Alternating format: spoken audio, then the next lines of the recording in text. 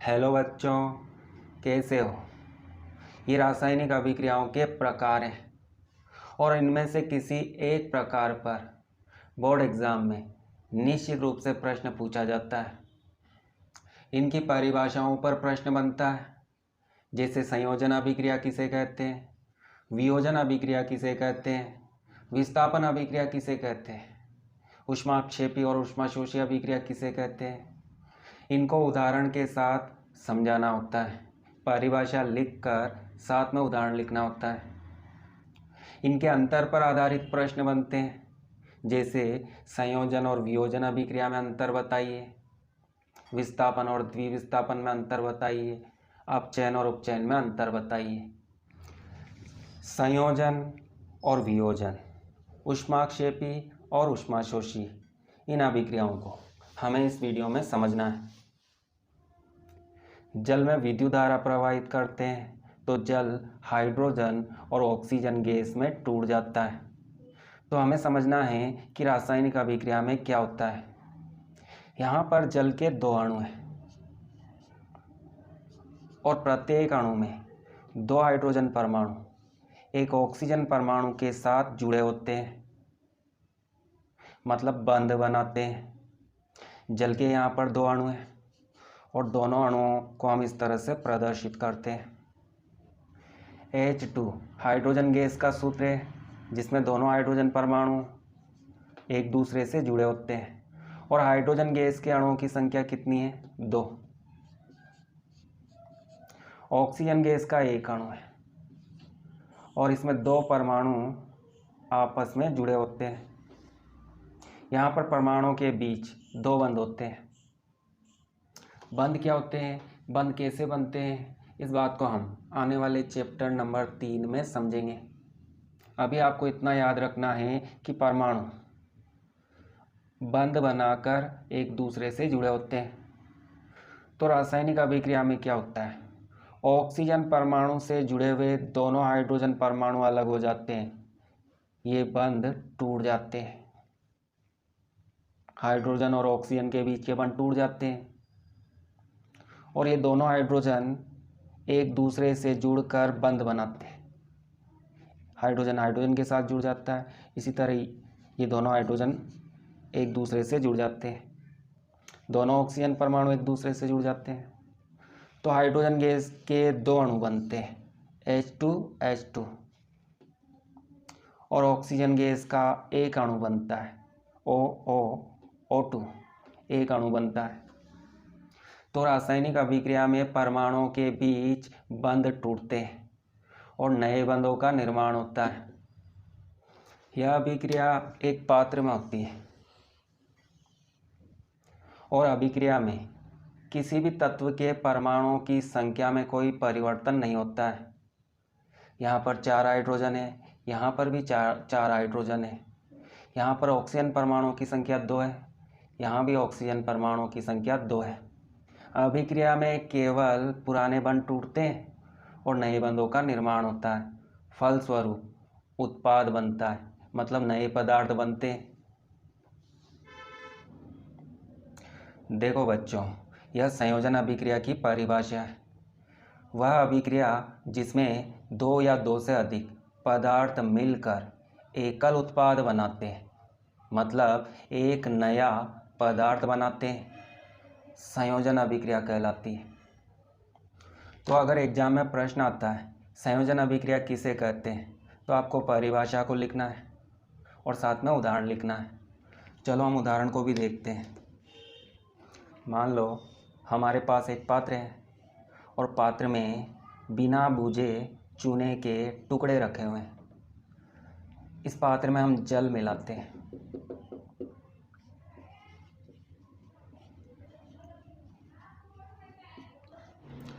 बिना बूझा चूना जल के साथ अभिक्रिया करता है। यह अभिक्रिया संयोजन अभिक्रिया है। इस अभिक्रिया में केवल एक नया उत्पाद बनता है। चूने का सूत्र क्या है, बिना बूझे चूने का सूत्र है CaO, calcium oxide. Calcium oxide इसका रासायनिक नाम है और सामान्य नाम बिना बूझा चूना है। इसमें हम जल मिलाते हैं तो कैल्शियम ऑक्साइड जल के साथ अभिक्रिया करता है। हाइड्रोजन और ऑक्सीजन के बीच का एक बंध टूट जाता है। हाइड्रोजन इस ऑक्सीजन के साथ बंध बना लेता है और ऑक्सीजन कैल्शियम के साथ बंध बना लेती है। तो कैल्शियम के साथ 2 OH जुड़े होते हैं, जिसे हम इस तरह से लिखते हैं। बिना बुझा चूना और जल, ये दोनों पदार्थ मिलकर एक नया पदार्थ बनाते हैं, तो यह संयोजन अभिक्रिया है। बच्चों, आपने अपने आसपास देखा होगा, जहाँ घर का निर्माण होता है वहाँ पर चूने में पानी मिलाते हैं और उस मिश्रण को सीमेंट में मिलाते हैं। तो वहाँ आपने देखा होगा कि जब चूने में पानी मिलाते हैं तो चूना गर्म हो जाता है, पात्र भी गर्म हो जाता है। चूना जब जल के साथ अभिक्रिया करता है तो इस अभिक्रिया में ऊष्मा ऊर्जा बाहर निकलती है। इस अभिक्रिया में ऊष्मा ऊर्जा बाहर निकलती है। इस ऊष्मा ऊर्जा के कारण यह मिश्रण और पात्र गर्म हो जाता है। इस प्रकार की अभिक्रियाओं को, जिनमें ऊष्मा ऊर्जा बाहर निकलती है, उन अभिक्रियाओं को ऊष्माक्षेपी अभिक्रिया कहते हैं। तो यह संयोजन अभिक्रिया का उदाहरण है और यह ऊष्माक्षेपी अभिक्रिया का उदाहरण भी है। ऊष्माक्षेपी अभिक्रिया को प्रदर्शित करने के लिए, समीकरण को लिखने के लिए हमें समीकरण में ऊष्मा को भी लिखना होता है। तो यह उत्पाद है। चूँकि इस अभिक्रिया में ऊष्मा ऊर्जा बाहर निकलती है तो उत्पाद के साथ प्लस का चिन्ह लगाकर ऊष्मा को लिखा जाता है। ऊष्मा के स्थान पर, इस शब्द के स्थान पर हम ऊष्मा का मान भी लिख सकते हैं। अगर हमें मान पता हो तो यहाँ पर हम मान लिख सकते हैं। मान लो इस अभिक्रिया में 200 किलो जूल ऊष्मा बाहर निकलती है, तो यहाँ पर हम लिख सकते हैं 200 किलो जूल, या हिंदी में लिख सकते हैं ऊष्मा। तो ऊष्माक्षेपी अभिक्रियाओं की समीकरण को इस तरह से प्रदर्शित करते हैं। जब भी किसी रासायनिक समीकरण में उत्पाद के साथ ऊष्मा लिखा हुआ नजर आता है और प्लस का चिन्ह होता है तो समझ लेना वह अभिक्रिया ऊष्माक्षेपी अभिक्रिया है। उस अभिक्रिया में ऊष्मा ऊर्जा बाहर निकलती है। इन दोनों के नाम याद रखना। रासायनिक नाम कैल्शियम ऑक्साइड और सामान्य नाम बिना बुझा चूना।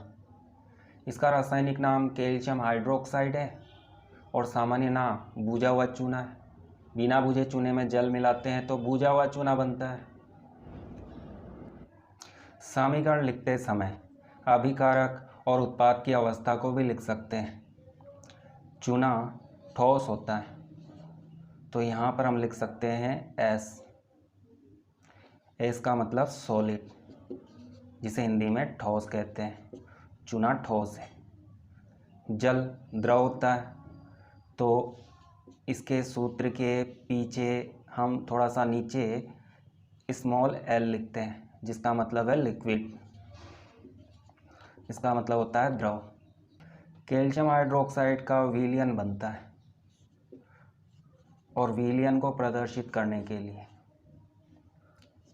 क्या लिखते हैं? AQ। AQ का मतलब होता है एक्वस, जिसका हिंदी अर्थ है जलीय विलयन। कैल्शियम हाइड्रोक्साइड का जल में विलयन प्राप्त होता है तो यह विलयन है, इसे AQ से प्रदर्शित करते हैं। बच्चों, इस बुझे हुए चूने के विलयन का उपयोग दीवारों की सफ़ेदी में किया जाता है। दीवारों पर इस विलयन को लगाते हैं।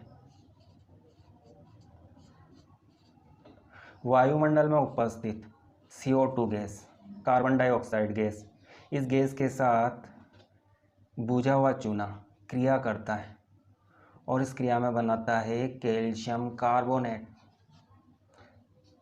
और साथ में जल भी बनता है। जल वाष्प बनकर वायुमंडल में चला जाता है और कैल्शियम कार्बोनेट की पतली परत बन जाती है। दीवार पर कैल्शियम कार्बोनेट की पतली परत बन जाती है जो सफ़ेद रंग की होती है। कैल्शियम कार्बोनेट को हम चूना पत्थर भी कहते हैं क्योंकि यह चूना पत्थर में उपस्थित होता है। यह संगमरमर में भी उपस्थित होता है, तो संगमरमर का सूत्र भी CaCO3 लिखा जाता है। यह अलग अलग रूपों में धरती से प्राप्त होता है। दूसरा उदाहरण देखते हैं, कोयले का दहन। दहन का मतलब क्या होता है? दहन का मतलब जलाना होता है। जैसे होली का दहन, रावण दहन, तो दहन का मतलब जलाना होता है। कोयले को जलाना है। कोयला काला होता है। कोयले के टुकड़े आपने देखे होंगे काले होते हैं। कोयले में होता क्या है? तो कोयले के टुकड़े में कार्बन के परमाणु होते हैं। कार्बन का रंग काला होता है तो कोयला भी काला होता है। जब कोयले को हम जलाते हैं तो वायुमंडल में उपस्थित ऑक्सीजन गैस कोयले के कार्बन से क्रिया करती है। वायुमंडल में उपस्थित ऑक्सीजन गैस कोयले के कार्बन से क्रिया करती है और दोनों मिलकर एक नया पदार्थ बनाते हैं, कार्बन डाइऑक्साइड गैस बनाते हैं। जब किसी अभिक्रिया में गैस बनती है तो उसे हम इस तरह से प्रदर्शित करते हैं, ऊपर की ओर तीर का निशान। इसका मतलब है यह पदार्थ गैस है। तो यह संयोजन अभिक्रिया का एक उदाहरण है क्योंकि इसमें दो पदार्थ मिलकर एक नया पदार्थ बनाते हैं, तो यह संयोजन अभिक्रिया है।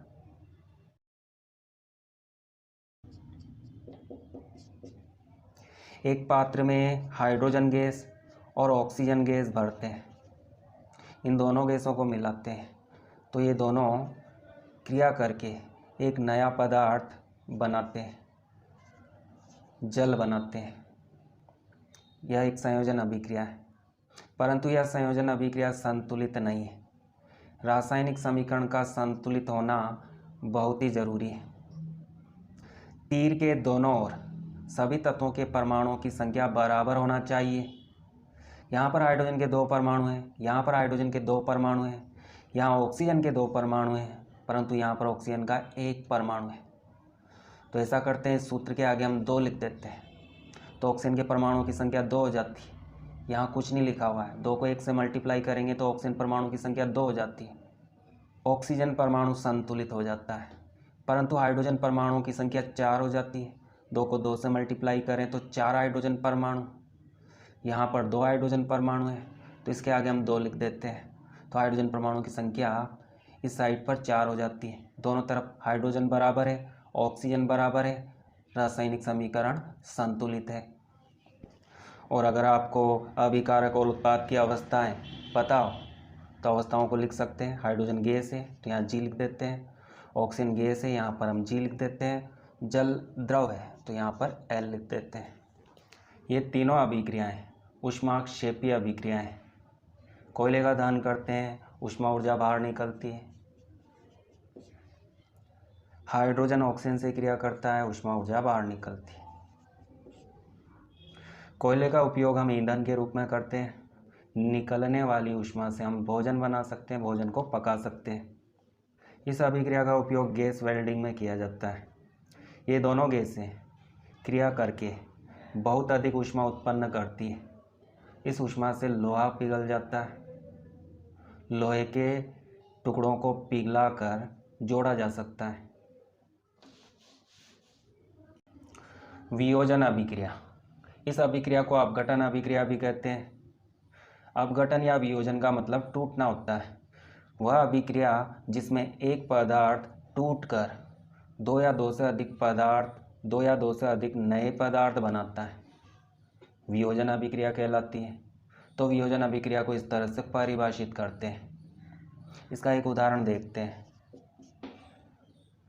कैल्शियम कार्बोनेट, चूना पत्थर, इसको हम गर्म करते हैं।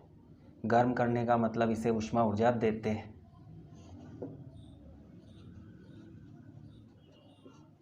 तो तो क्या होता है, कैल्शियम कार्बोनेट, इसमें से CO2 बाहर निकल जाती है, CO2 गैस बाहर निकल जाती है, एक कार्बन बाहर निकल जाता है, 2 ऑक्सीजन बाहर निकल जाती है, तो यहाँ पर क्या रह जाता है, CaO, कैल्शियम ऑक्साइड। तो जब कैल्शियम कार्बोनेट को गर्म करते हैं, इसको ऊष्मा ऊर्जा देते हैं, तो यह 2 नए पदार्थों में टूट जाता है। यह वियोजन अभिक्रिया का उदाहरण है। प्यारे बच्चों, एक बात का ध्यान रखना, यह ऊष्माशोषी अभिक्रिया है, क्योंकि इस अभिक्रिया में ऊष्मा ऊर्जा का अवशोषण होता है। कैल्शियम कार्बोनेट ऊर्जा को अवशोषित करता है और टूटकर 2 नए पदार्थ बनाता है। वह अभिक्रिया जिसमें ऊष्मा ऊर्जा का अवशोषण होता है ऊष्माशोषी अभिक्रिया कहलाती है। और ऊष्माशोषी अभिक्रिया को हम इस तरह भी प्रदर्शित करते हैं। चूँकि इस अभिक्रिया में अभिकारक ऊष्मा का अवशोषण करता है, तो अभिकारक के साथ ऊष्मा को लिखा जाता है।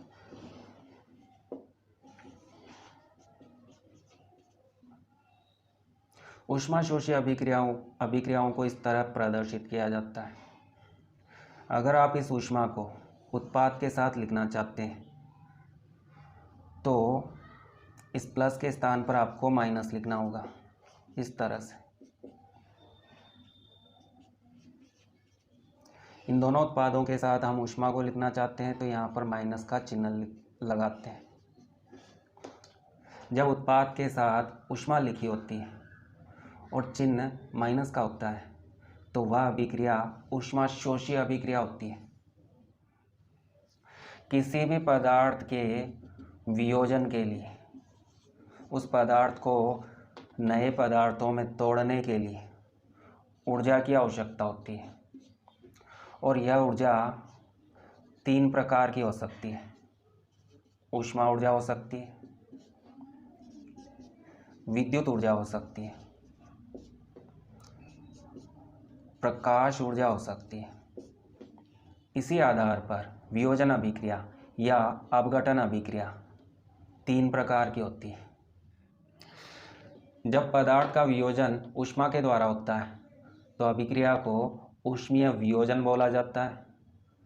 इसे हम तापीय वियोजन भी बोल सकते हैं। ऊष्मीय के स्थान पर तापीय शब्द भी लिख सकते हैं। अभी हमने देखा था कैल्शियम कार्बोनेट का वियोजन। कैल्शियम कार्बोनेट को हम गर्म करते हैं, तो यह कैल्शियम ऑक्साइड और CO2 में टूट जाता है। यह किसका उदाहरण है? ऊष्मीय वियोजन का उदाहरण है।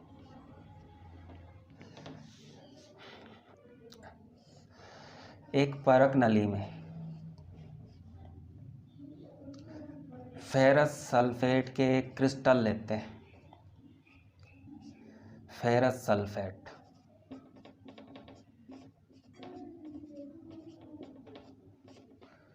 जिसका सूत्र FeSO4.7H2 होता है। इसका रंग हरा होता है। तो एक परख नली में फेरस सल्फेट के छोटे छोटे दाने लेते हैं जिनका रंग हरा है। अब इसे हम गर्म करते हैं। गर्म करने के बाद हम क्या देखते हैं? फेरस सल्फेट के रंग में परिवर्तन होता है। इसका हरा रंग गायब हो जाता है और यह लाल भूरा हो जाता है। इसमें से गैसें निकलती हैं। इन गैसों में विशिष्ट गंध होती है, एक विशेष गंध होती है। तो ऐसा क्यों हुआ? जब फेरस सल्फेट क्रिस्टल को गर्म करते हैं, तो इसमें उपस्थित जल के अणु, फेरस सल्फेट क्रिस्टल में जल के अणु उपस्थित होते हैं। एक अणु से जल के 7 अणु जुड़े होते हैं। तो जब इसे गर्म करते हैं तो जल के अणु भाप बनकर बाहर निकल जाते हैं। इस कारण फेरस सल्फेट क्रिस्टल के रंग में परिवर्तन होता है, हरा रंग गायब हो जाता है। फेरस सल्फेट आगे गर्म होता है और यह फेरिक ऑक्साइड में बदल जाता है। साथ में SO2 गैस बनती है, SO3 गैस बनती है। ये गैसें परत नली से बाहर निकलती हैं और इनमें विशिष्ट गंध होती है। फेरिक ऑक्साइड बनता है जिसका रंग लाल भूरा होता है।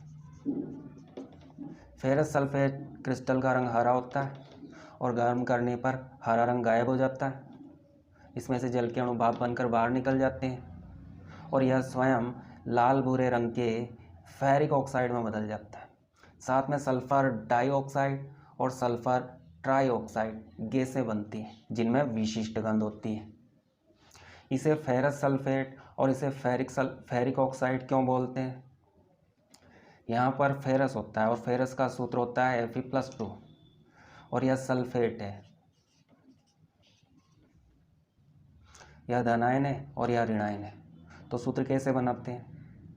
2 को इधर लिखते हैं और इस 2 को इधर लिखते हैं। Fe के नीचे हम इस 2 को लिख देते हैं SO4 और इस 2 को इस SO4 के नीचे लिख देते हैं। दोनों का अनुपात बराबर है 2:2। तो सरल अनुपात क्या होगा? 1:1। जब दोनों की संयोजकताएं बराबर होती है, धनायन और ऋणायन की संयोजकताएं बराबर होती है, नंबर बराबर होते हैं, तो उन्हें सूत्र में लिखने की आवश्यकता नहीं है, हटा देते हैं, ब्रैकेट भी हटा देते हैं। तो क्या सूत्र बनता है? FeSO4 और Fe+2 को फेरस बोला जाता है, SO4-2 को सल्फेट बोला जाता है और इन दोनों के मिलने से बना पदार्थ फेरस सल्फेट कहलाता है। अगर आपको सूत्र बनाना नहीं आता है तो डिस्क्रिप्शन में वीडियो का लिंक है, क्लिक करके देख सकते हो। यहाँ पर Fe+3 होता है और इसे फेरिक बोला जाता है। ऑक्साइड का सूत्र -2 होता है, तो 3 को इधर लिखते हैं, 2 को इधर लिखते हैं, Fe2O3 बनता है। इसका नाम फेरिक है, इसका नाम ऑक्साइड है, तो इस पदार्थ का नाम क्या होगा? Ferric oxide.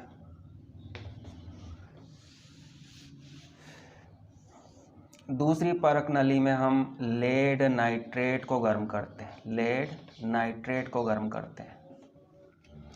इसके टुकड़े हम परख नली में डालते हैं और गर्म करते हैं।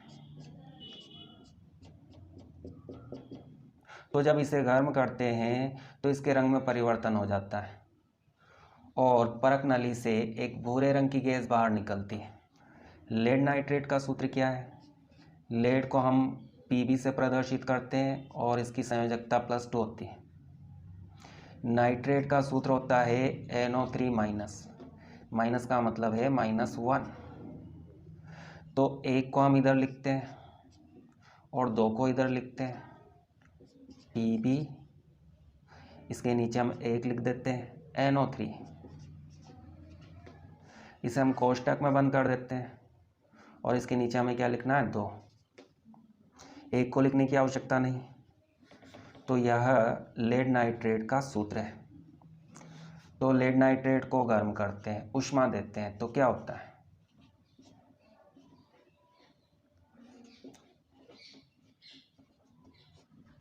यह लेड ऑक्साइड में बदल जाता है, lead oxide. Pb+2 lead, oxide -2, दोनों की संयोजकता बराबर है, तो इन्हें आप हटा सकते हो और दोनों को मिलाकर यह सूत्र बना सकते हो, लेड ऑक्साइड इसका नाम है। साथ में NO2 गैस बनती है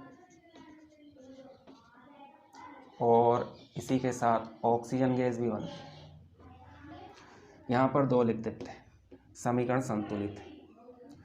नाइट्रोजन डाइऑक्साइड, इस गैस का रंग भूरा होता है और ऑक्सीजन गैस रंगहीन होती है। ये दोनों गैसें परख नली से बाहर निकलती हैं। NO2 गैस का रंग भूरा होता है, तो यहाँ पर हमें भूरे रंग की गैस नज़र आती है। वियोजन अभिक्रिया का दूसरा प्रकार, विद्युत वियोजन या विद्युत अपघटन। जब पदार्थ का वियोजन विद्युत ऊर्जा के द्वारा होता है तो इस अभिक्रिया को विद्युत वियोजन बोला जाता है। उदाहरण देखते हैं। एक मग लेते हैं,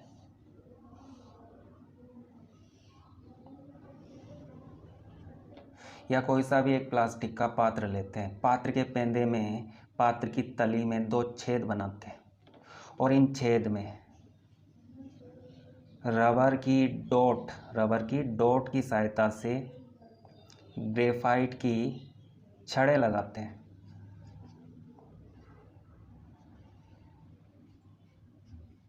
ग्रेफाइट तो आप जानते हो, पेंसिल में जो काला काला पदार्थ होता है वो क्या कहलाता है? ग्रेफाइट।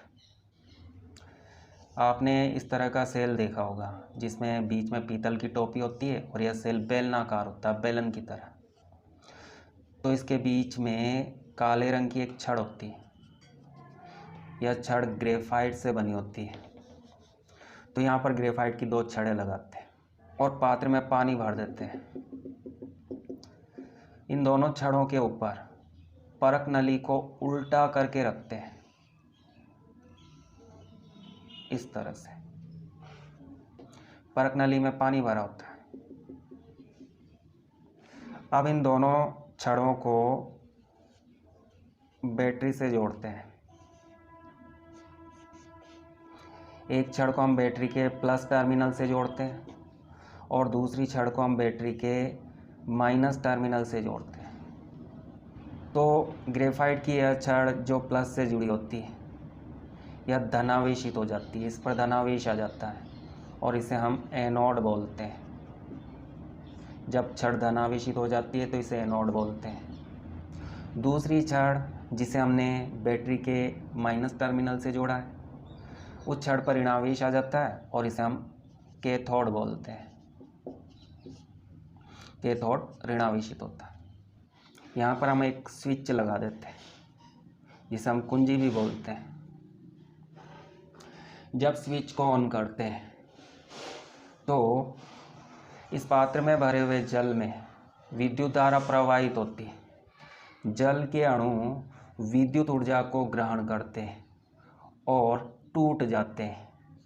जल का अणु विद्युत ऊर्जा को अवशोषित करके H2 और O2 गैस में टूट जाता है।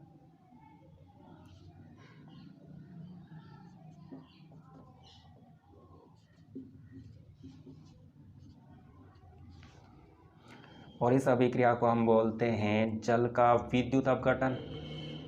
तीर के ऊपर विद्युत लिख सकते हैं। कैथोड पर हाइड्रोजन गैस बनती है और एनोड पर ऑक्सीजन गैस बनती है।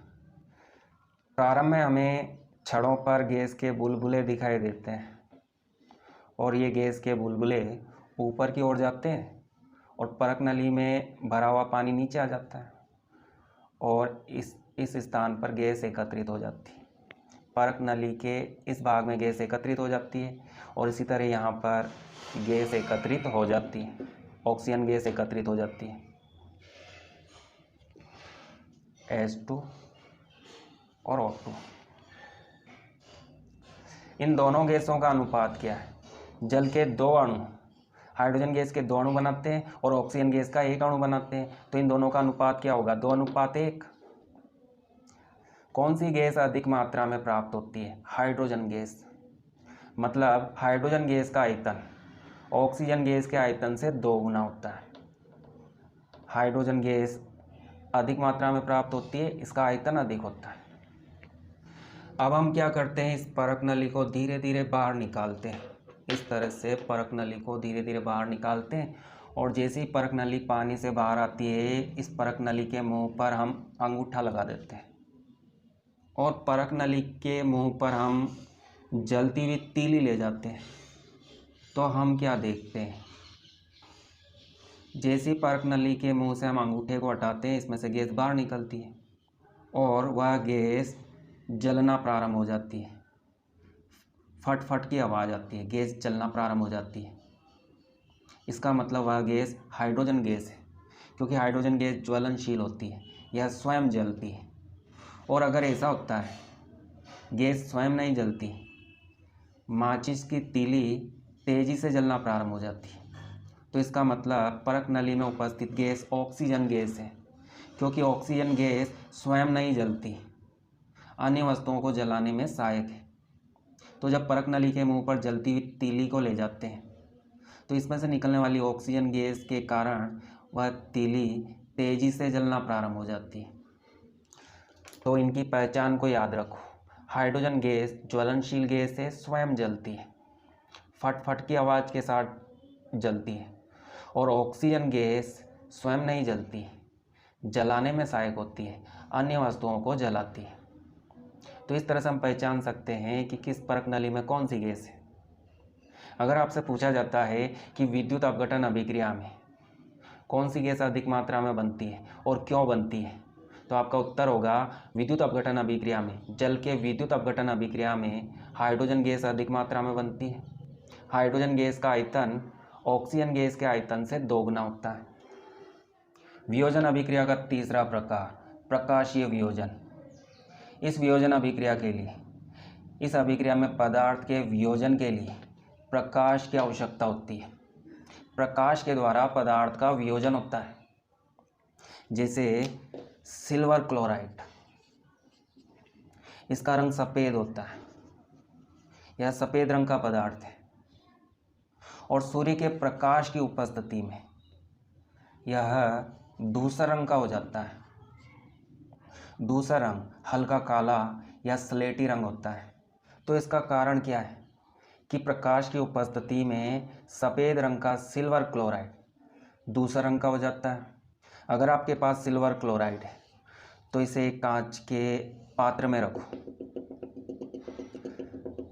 इसका रंग सफ़ेद होता है और जब इसे हम धूप में रखते हैं, सूर्य के प्रकाश में रखते हैं, तो कुछ समय बाद इसका रंग धूसर हो जाता है। प्रकाश की उपस्थिति में क्या होता है, सिल्वर क्लोराइड प्रकाश ऊर्जा को अवशोषित करता है और इसमें उपस्थित बंध टूट जाते हैं, सिल्वर अलग हो जाता है और साथ में क्लोरीन गैस बनती है जो बाहर निकल जाती है। यहाँ पर क्लोरीन का एक परमाणु है, यहाँ पर दो, तो इसके आगे हम दो लिख देते हैं। सिल्वर के दो परमाणु हैं, यहाँ पर एक, तो यहाँ पर हम दो लिख देते हैं। अब समीकरण संतुलित है। तो इस अभिक्रिया में AgCl टूटकर सिल्वर बनाता है और इस सिल्वर के कारण, इसके बनने के कारण इसका रंग धूसर हो जाता है। सिल्वर क्लोराइड के स्थान पर सिल्वर ब्रोमाइड का उपयोग भी कर सकते हैं, सिल्वर ब्रोमाइड, और यह प्रकाश की उपस्थिति में टूटकर वियोजित होकर सिल्वर बनाता है और ब्रोमीन गैस बाहर निकल जाती है। तो प्रकाश की उपस्थिति में इन दोनों पदार्थों के रंग में परिवर्तन होता है और रंग में परिवर्तन का कारण है कि ये पदार्थ प्रकाश की उपस्थिति में टूट जाते हैं, वियोजित हो जाते हैं और सिल्वर बनाते हैं। इन दोनों अभिक्रियाओं का उपयोग फोटोग्राफी में किया जाता है।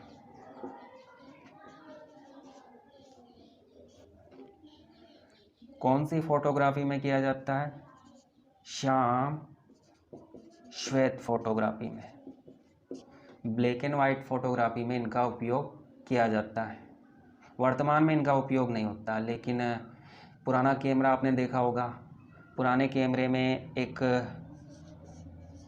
रील होती है, इस तरह की एक फिल्म होती है, आप इसे रोल या रील बोल सकते हो। इस रील पर सिल्वर क्लोराइड या सिल्वर ब्रोमाइड की परत चढ़ी होती है और जब कैमरे के लेंस से आने वाला प्रकाश इस पर गिरता है तो सिल्वर क्लोराइड का वियोजन हो जाता है। जहाँ अधिक प्रकाश होता है वहाँ पर वियोजन ज़्यादा होता है और जहाँ पर कम प्रकाश होता है वहाँ पर वियोजन कम होता है। तो किसी स्थान पर दूसरा रंग अधिक होता है और किसी स्थान पर दूसरा रंग कम होता है, और जहाँ क्रिया नहीं होती, जहाँ प्रकाश नहीं होता, वहाँ पर रंग सफ़ेद होता है। तो इस तरह से इस पर एक फ़ोटो बन जाता है, एक छाया चित्र बन जाता है। तो पुराने कैमरों में इस तरह के रोल का उपयोग होता है। दोनों अभिक्रियाओं के हमने उदाहरण देखे। ऊष्माक्षेपी अभिक्रिया के कुछ और उदाहरण मैं आपको बता रहा हूँ। पहला उदाहरण, प्राकृतिक गैस का दहन। प्राकृतिक गैस का दहन। प्राकृतिक गैस क्या होती है? प्राकृतिक गैस का सूत्र है CH4। इसे नेचुरल गैस या CNG या मार्श गैस या दलदली गैस या मेथेन गैस कहा जाता है, इसके नाम है। और इस गैस का हम दहन करते हैं, इसको हम जलाते हैं। इसमें कार्बन और हाइड्रोजन उपस्थित है। जब इसका दहन करते हैं, इसे जलाते हैं, हमेशा याद रखो दहन अभिक्रिया में ऑक्सीजन गैस भाग लेती है। तो मीथेन का दहन करते हैं तो ऑक्सीजन इस मीथेन के साथ क्रिया करती है। कार्बन ऑक्सीजन के साथ जुड़कर CO2 गैस बनाता है। हाइड्रोजन ऑक्सीजन के साथ जुड़कर H2O बनाता है। अभिक्रिया को संतुलित कर लेते हैं। एक कार्बन, 4 हाइड्रोजन, 2 हाइड्रोजन, तो यहाँ पर 2 लिख देते हैं। हाइड्रोजन की संख्या 4 हो जाती है। इसमें ऑक्सीजन के 2 परमाणु हैं, इसमें ऑक्सीजन के 2 परमाणु हैं, इस और ऑक्सीजन के 4 परमाणु हैं। यहाँ पर केवल 2 परमाणु हैं, तो इसके आगे हम 2 लिख देते हैं और यह समीकरण संतुलित है। यह ऊष्माक्षेपीय अभिक्रिया है। इसमें ऊष्मा ऊर्जा बाहर निकलती है, तो यहाँ पर हम उत्पाद के साथ प्लस का चिन्ह लगाकर ऊर्जा लिख देते हैं। हमारे भोजन में ग्लूकोज होता है C6H12O6, यह ग्लूकोज का अणुसूत्र है और यह ग्लूकोज हमें भोजन से प्राप्त होता है। सांस के द्वारा हम ऑक्सीजन गैस को लेते हैं। ऑक्सीजन गैस हमारी कोशिकाओं में जाती है और कोशिकाओं में उपस्थित ग्लूकोज के अणुओं के साथ क्रिया करती है, तो ग्लूकोज का अणु टूट जाता है, कार्बन CO2 में बदल जाता है, हाइड्रोजन H2O में बदल जाता है और साथ में ऊर्जा निकलती है। इसी ऊर्जा से हमारी कोशिकाओं की क्रियाएं होती है, हमारे शरीर का संचालन होता है, तो हमें भोजन से इस तरह से ऊर्जा मिलती है। समीकरण को संतुलित करते हैं। कार्बन परमाणु की संख्या 6 है, यहाँ पर 1 है तो यहाँ 6 लिख देते हैं। हाइड्रोजन परमाणु की संख्या 12 है, यहाँ पर 2 है तो यहाँ पर 6 लिख देते हैं। 6 दूनी 12। इस 2 को 6 से मल्टीप्लाई करते हैं तो ऑक्सीजन परमाणु की संख्या 12 है और यहाँ पर 6 को 1 से मल्टीप्लाई करते हैं तो ऑक्सीजन परमाणु की संख्या 6 है। 12 और 6 18 ऑक्सीजन है। इस साइड पर 18 ऑक्सीजन है और इस साइड पर 6 और 2 8 ऑक्सीजन है। तो ऐसा करते हैं, यहाँ पर 6 लिख देते हैं। ऐसा करने पर यहाँ पर 12 ऑक्सीजन हो जाती है और इस और 6 ऑक्सीजन है, इसमें जोड़ते हैं तो 18 हो जाती है। समीकरण संतुलित है और यह रासायनिक अभिक्रिया श्वसन में होती है और इसमें ऊर्जा निकलती है, तो ये दोनों अभिक्रियाएं ऊष्माक्षेपीय अभिक्रिया है। पादप का वह भाग जो सड़ता है वह सड़कर खाद बनाता है, जिसे कंपोस्ट कहते हैं।